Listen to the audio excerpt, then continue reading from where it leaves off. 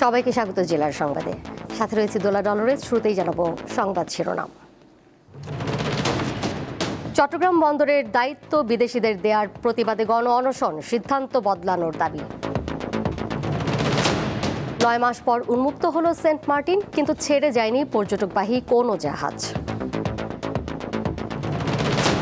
ঐকমত্য কমিশন তাদের মতামত জনগণের উপর চাপাতে চাচ্ছে, বলছেন আমির খসরু।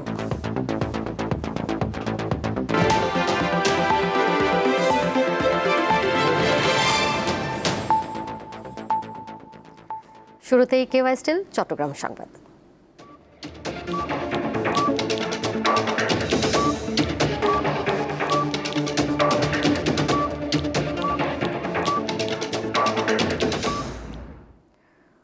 চট্টগ্রাম বন্দরের নিউ মোরিং কন্টেইনার টার্মিনাল সহ বিভিন্ন স্থাপনা বিদেশিদের কাছে ইজারা দেওয়ার সিদ্ধান্তের প্রতিবাদে গণ অনশন কর্মসূচি পালন করছে শ্রমিক কর্মচারী ঐক্য পরিষদ।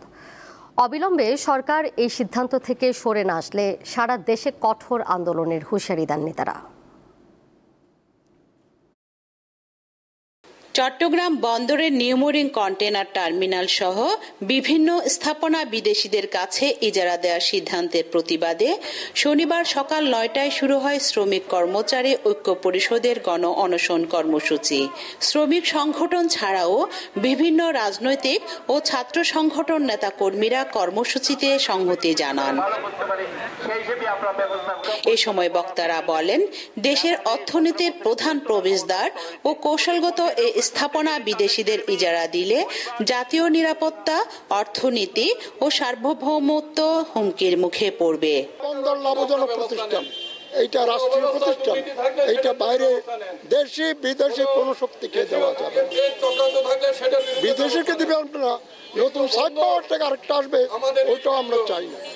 বোধগম্য নয় কেন যে গভর্নমেন্ট 17 কোটি মানুষের দাবি উপেক্ষা করে, কেন তারা সেটা করতে চাচ্ছে? সরকার যদি তাদের দাবি থেকে সরে না আসা পর্যন্ত আমাদের কর্মসূচি লাগাতার চলবে। সমাবেশে দাবি করা হয়, নিউ মোরিং কন্টেইনার টার্মিনাল বছরে 1000 কোটি টাকার রাজস্ব দেয়, তাই এটি বিদেশিদের হাতে তুলে দেওয়া আত্মঘাতী সিদ্ধান্ত। এ সময় দুবাই ভিত্তিক ডিপি ওয়ার্ল্ডের সঙ্গে সরকারের ইজারা চুক্তি গোপন রাখা হয়েছে বলেও অভিযোগ তাদের। আমাদের ছোট একটা দেশ, এখানে যদি কোনো বহিরাগত শক্তি আমেরিকা বা কেউ চায় এই বন্দরে বসে আমাদের দেশকে কবজা করবে, নিয়ন্ত্রণ নেবে, এটা কোনো অস্বাভাবিক বিষয় না। আমাদের কাছে কোনো পারমাণবিক বোমাও নেই, আমাদের থেকে ডর নেই বা আমাদের সেই ক্ষমতা নেই যে আমরা এরকম ধরনের একটা বড় শক্তির বিরুদ্ধে দাঁড়াতে পারবো। তাই আমরা চাই এই বন্দর কোনো দেশি বিদেশি কোনো কোম্পানিকে সরকার যেন না দেয়। গণ অনশনে একাত্মতা প্রকাশ করে বিভিন্ন সংগঠনের নেতৃবৃন্দ, তারা বন্দর নিয়ে এটি বড় চক্রান্ত চলছে বলে অভিযোগ করেন। আজকে ডিপি ওয়ার্ল্ড, স্টারলিং আর ওই যে আরগানে করিডোর দেওয়া, এই তিনটি একসাথে জড়িত। এটা আমাদের দেশের জাতীয় স্বাধীনতার সার্বভৌমত্বের বিরুদ্ধে একটি বড় চক্রান্ত চলছে। বক্তারা অবিলম্বে সরকারকে বন্দর ইজারা দেওয়ার সিদ্ধান্ত থেকে সরে আসার আহ্বান জানান। রুনা আনসারি, দীপ্ত সংবাদ, চট্টগ্রাম। সরকারি সিদ্ধান্ত অনুযায়ী আজ থেকে জনসাধারণের জন্য উন্মুক্ত হয়েছে সেন্ট মার্টিন। তবে কক্সবাজার সেন্ট মার্টিন নৌরুটে ছেড়ে যায়নি পর্যটকবাহী কোনো জাহাজ। সরকারি সিদ্ধান্ত অনুযায়ী আজ থেকে শহরের নুনিয়ারছড়া বিআরডব্লিউটিএ ঘাট থেকে সেন্ট মার্টিনের উদ্দেশ্যে 2টি জাহাজ ছেড়ে যাওয়ার কথা, কিন্তু যাত্রী সংকটের কারণে সেন্ট মার্টিন নৌরুটে জাহাজ চলাচল শুরু করা যায়নি। সি ক্রুজ অপারেটর ওনার্স অ্যাসোসিয়েশনের নেতারা জানান, দিনে গিয়ে দিনে ফিরে আসা কষ্টসাধ্য হয় পর্যটকরা সেন্ট মার্টিন বিমুখ হয়ে পড়েছে। যাত্রী সংকটের কারণে নভেম্বরে কক্সবাজার সেন্ট মার্টিন নৌরুটে জাহাজ চলবে না বলে জানান তারা। কক্সবাজার জেলা প্রশাসক মোহাম্মদ আব্দুল মান্নান জানান, 6টি জাহাজের অনুমতি দেওয়া হয়েছে। এরই মাঝে ট্যুরিজম বোর্ডের ওয়েব পোর্টাল চালু হয়েছে, টিকিট বেচাকেনাও শুরু হয়েছে। তবে কাঙ্ক্ষিত যাত্রী না পাওয়ায় জাহাজ চালু করতে পারেনি মালিক সমিতি। জাহাজ যারা চালাবে তারা বিআইডব্লিউটির অনুমতি নিয়েছে, আমাদের কাছে আবেদন করেছে, আমরা তাৎক্ষণিকভাবে অনুমতি দিয়েছি। তারা যাত্রীর জন্য অপেক্ষা করতেছে, যাত্রী পেলে তারা চালানো শুরু করবে।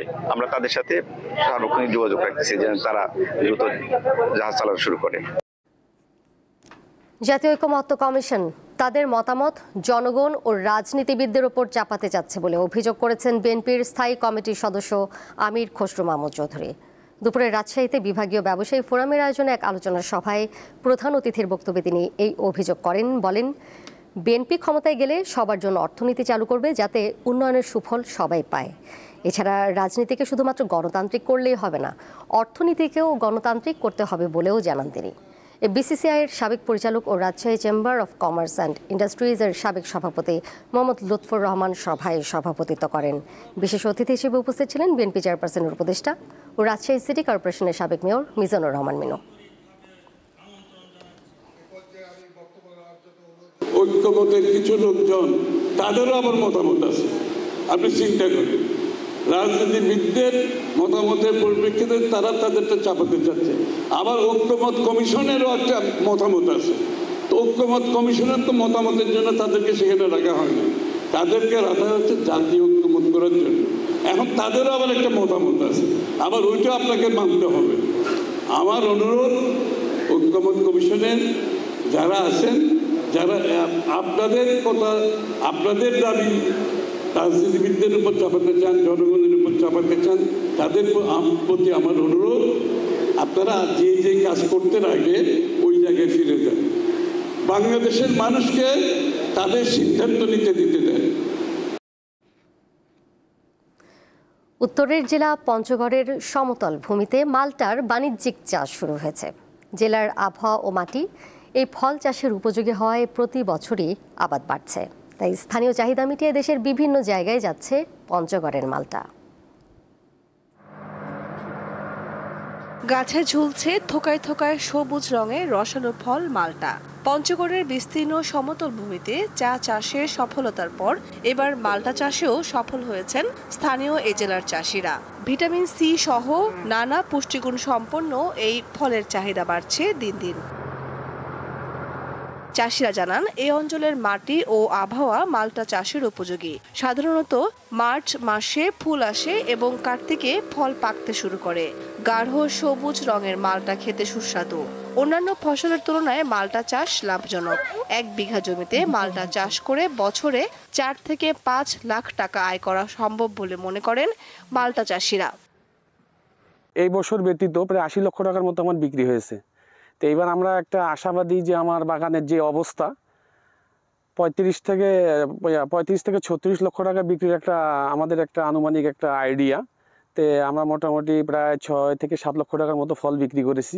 এইটা অন্য বাগানে অন্য কৃষির চেয়ে খুব সহজেই করা যায়, আর খরচও কম। এইটা আমার সরকার থেকে অনুদান দিছে, গাছগুলা সার দিছে, ভিটামিন দিছে, ট্রেনিং দেওয়া খরচ দিছে আমাদেরকে, এবং বিয়ে মাঝে মাঝে আসে এগুলা দেখাশোনা করে।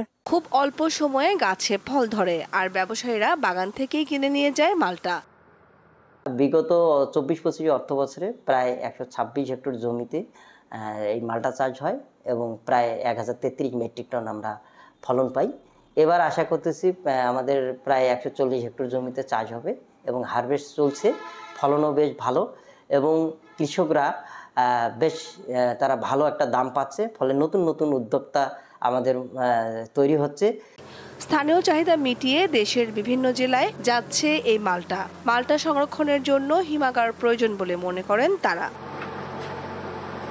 কামরুন নাহার, দীপ্ত, বার্তাকক্ষ।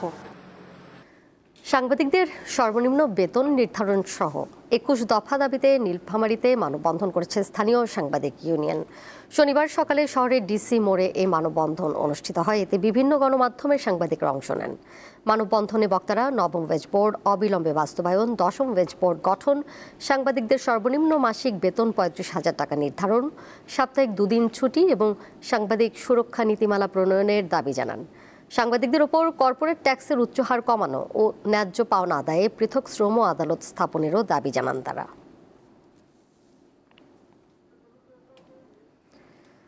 জামালপুরের মাদারগঞ্জের ঝিনাই নদীতে গোসল করতে নেমে নিখোঁজের ঘটনায় সহোদর ভাই বোন সহ 4 শিশুর মরদেহ উদ্ধার করা হয়েছে।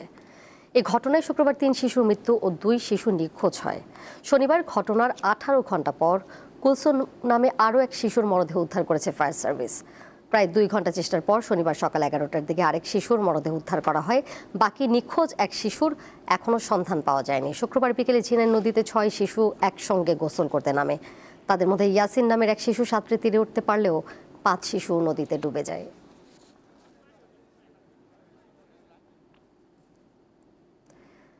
একশো কয়েদি স্থানান্তরের মধ্য দিয়ে আনুষ্ঠানিক যাত্রা শুরু হয়েছে খুলনা জেলা আধুনিক কারাগারের। সকাল 10:30টায় প্রথম ধাপে খুলনার পুরাতন কারাগার থেকে 100 কয়েদি স্থানান্তর করা হয়। পুরনো কারাগারের ধারণ ক্ষমতা 678 জন, কিন্তু কারাগারে বর্তমান বন্দির সংখ্যা 1394 জন। নতুন নির্মিত কারাগারে ছোট বড় 64টি ভবন নির্মাণ করা হয়েছে। এখানে ধারণ ক্ষমতা 2000 কয়েদির। নতুন কারাগারে নারী, পুরুষ, কিশোর ও দণ্ডপ্রাপ্ত কয়েদিদের জন্য আলাদা ব্যারাক, 100 শয্যার হাসপাতাল, স্কুল, মোটিভেশন সেন্টার, হস্তশিল্প প্রশিক্ষণ শেড ও বিনোদন সাংস্কৃতিক সুবিধা থাকছে। রয়েছে শেডওয়ালা আধুনিক ফাঁসির স্থান। তবে কার্যক্রম শুরু হলেও কিছু কাজ এখনও চলমান রয়েছে। খুলনা সিটি বাইপাস সড়কে প্রায় 30 একর জমির ওপর নতুন কারাগারটি নির্মাণ করা হয়েছে।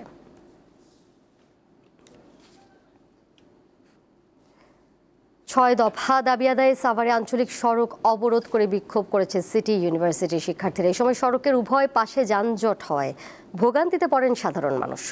শনিবার সকালে সাভারের খাগান এলাকায় বিরুলিয়া চারাবাগ সড়ক অবরোধ করে বিক্ষোভ কর্মসূচি পালন করে শিক্ষার্থীরা। এই সময় তারা ইউজিসি ও ড্যাফোডিল বিশ্ববিদ্যালয়কে নিয়ে নানা ধরনের স্লোগান দেয়। বিক্ষোভ মিছিলে শিক্ষার্থীরা ড্যাফোডিল বিশ্ববিদ্যালয় কর্তৃপক্ষকে অগ্নিসন্ত্রাস, লুটপাট ও মিথ্যাচারের দায় স্বীকার করে নিঃশর্ত ক্ষমা প্রার্থনা করা সহ 6 দফা দাবি তুলে ধরে। দ্রুত সময়ের মধ্যে দাবি পূরণ করা না হলে মহাসড়ক অবরোধ করার কথা জানায় শিক্ষার্থীরা।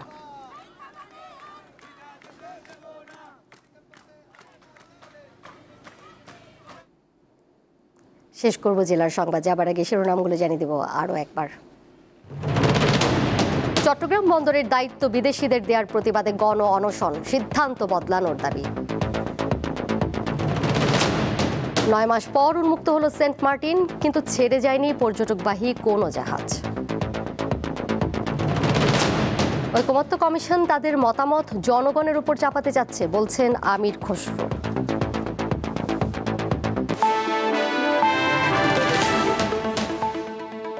আর এই ছিল এখনকার মতো।